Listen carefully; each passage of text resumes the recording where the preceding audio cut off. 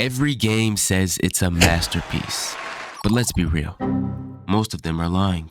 Welcome to Good, Great, or Garbage, the series where I play games that you're talking about and some that you probably should have ignored. We're talking new releases, underrated gems, and just some overhyped disasters. And there can only be three outcomes: good, great, or garbage. Please do keep in mind that these are all my personal opinions based on my experience with the game at the time of recording. I may not know everything about the game, so just bear with me. Greetings, Yadanuskes, and welcome to another episode of Good, Great, or Garbage.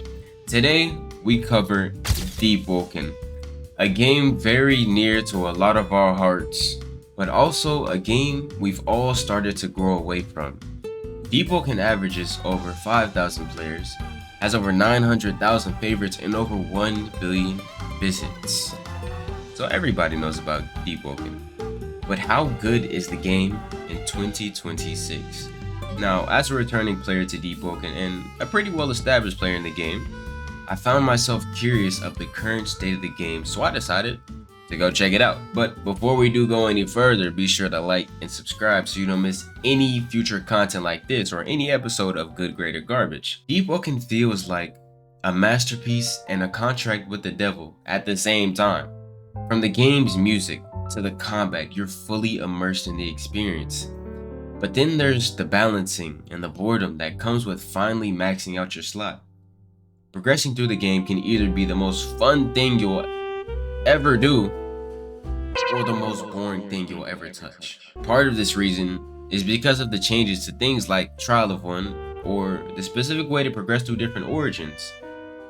Like all Roblox games, Deepwoken is at its absolute peak when it's played alongside friends, but without friends, is it really any fun to play alone? In my personal opinion, I think a lot of the hate this game receives or a lot of the negative opinion that Deepwoken gets is just because of how old it is. Most Roblox games follow a pattern. They stay around for 2 to 3 years, and then another game drops, giving players a fresh new experience to play alongside their favorite game. And it's important that players have that fresh experience. But Deepwoken has been around for 4 years and counting. And not to throw any shade, but there just isn't any other game on the platform that's a rival to Deepwoken, that's on par with Deepwoken or better. This fact is why so many people return to the game, because there's just nothing else to play. But returning to the exact same game when you've done everything you could possibly do for 4 years consistently will lead to burnout. It's not that people think the game is bad. Most people are just burnt out and they've, experienced all that a new experience can give. After a certain amount of time, a new experience just becomes routine. This video isn't to shoot shots at the devs for their lack of quality updates, because for what it's worth, they made a really amazing game that makes the players truly care about even the simplest and smallest of changes. I'm also not caught up with the current situation on why certain additions to the game haven't been added, so I won't talk about a topic I know dang near nothing about. Instead, we'll just focus on what the game currently has to offer. Deepwoken has a lot of aspects that truly makes the game a wonderful experience that a lot of other games have tried to copy but just can't get right. For example, parry-based combat. Now, you already know how parry-based combat goes. Many games introduce parry-based combat to their games, hoping to take a page from Deepwoken's success, but it's never done right. There's always some awkward feeling in the parry system. The moves are dang near unreactable to even try and parry them, or the parry just feels delayed or clunky. It's never just a fluid and smooth mechanic like Deepwoken has.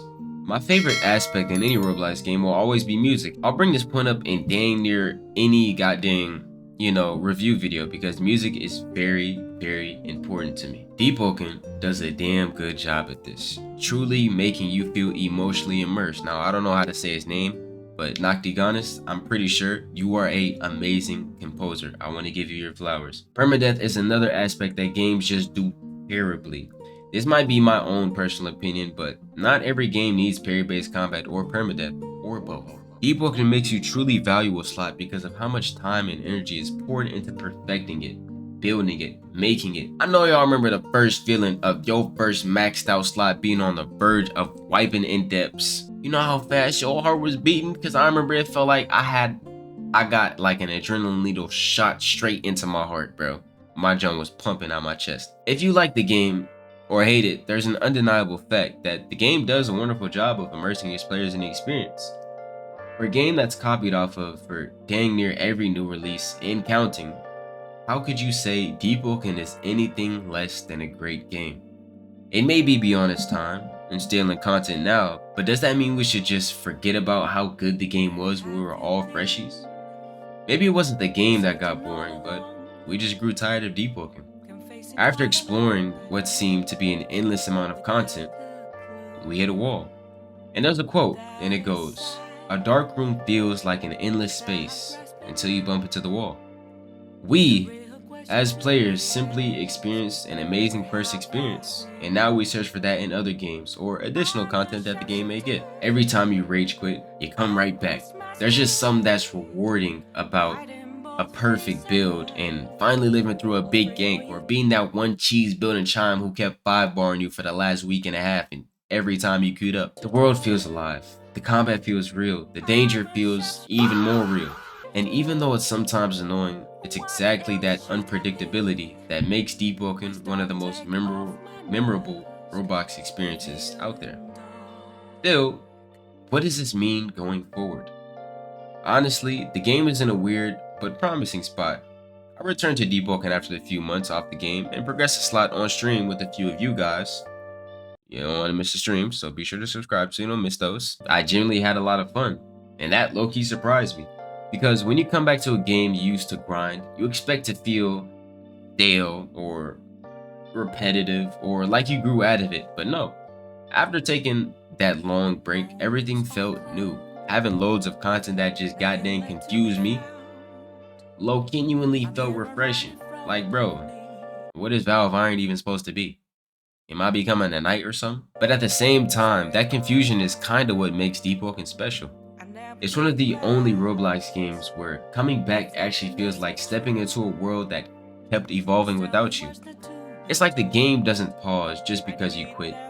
The world keeps moving. And when I was playing again, I noticed a lot of small but important changes that the devs implemented. Changes that I clearly remember the community begging for years ago. So it's honestly good to see the devs still care to add, those little quality of life features that the players have been requesting. And things like that is what makes the game less annoying to play. And that matters because Deepwoken is already punishing enough. The game doesn't need to be hard and inconvenient at the same time.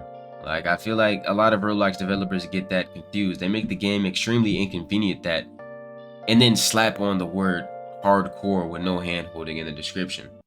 Like, no, your game is just inconvenient, bro. I'm not gonna get into the whole update history and the dev situations because, again, I'll be honest, I don't know enough about it, and I'm not gonna sit here and act like I have an insider's knowledge as to what's happening behind the scenes because I haven't even been tapped in with Deepwoken. But I heard Agamatsu's a dev, so maybe that's going to be something good for the game. Going forward, if the devs keep doing what they're doing, adding content, polishing old systems, making changes the community asks for, then Deepwoken could honestly keep its crown as one of the best Roblox games ever made. The only issue is Deepwoken has to decide what it wants to be. Does it want to be this hardcore permadeath PvP survival game where only the sweaties that got no time or, the demons in the game survive, or doesn't want to be an actual long-term RPG experience that's still hard, but casual players can also exist without being used as target practice. Like, who wants to hop on the build and then get jumped GGEs by a maxed out guild? Just saying. But if Deepwoken can continue to find that balance of keeping the high stakes but also making it feel fair and rewarding instead of frustrating, then I think it has a bright future. It's just about what they take going forward. Now, I'm not exactly too sure about how often these low quality of life changes are being implemented in the game or, how constant they are, but I know there's a lot of them that I missed that weren't in the game when I was playing, so I appreciate them for taking the time to even add those things. With that, if there's any devs or content creator managers that want me to review their game, be sure to hit me up on Discord. And if there's anyone that enjoys content from me, be sure to check out the playlist page on my channel page. Tongue twister. to see more of content made by me. With that, hope you enjoyed today's episode of Good, Great, or Garbage, and I hope to catch you on the next one. Peace.